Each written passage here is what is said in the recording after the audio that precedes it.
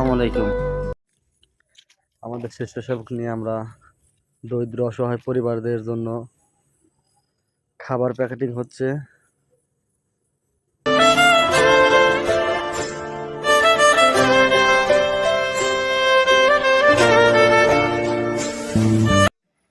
আজ দরিদ্র অসহায় পরিবারদের মাঝে কিছু খাবার তুলে দেওয়া হবে তাদের।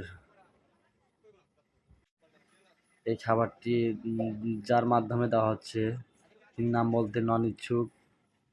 তিনি কিছু তার আর্থিক সহযোগিতায় তিনি কিছু অসহায় পরিবারদের মাঝে খাবার দিচ্ছেন।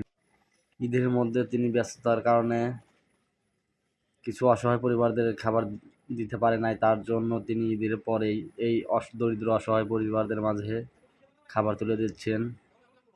তার সহযোগিতায় আমরা দরিদ্র অসহায় পরিবারদের মাঝে খাবার বিতরণ করতে পারছি। যিনি এই খাবারটি দিয়েছেন তার জন্য বেশি বেশি করে দোয়া করবেন, সে যেন আরও দরিদ্র অসহায় পরিবারদের মাঝে খাবার বিতরণ করতে পারে।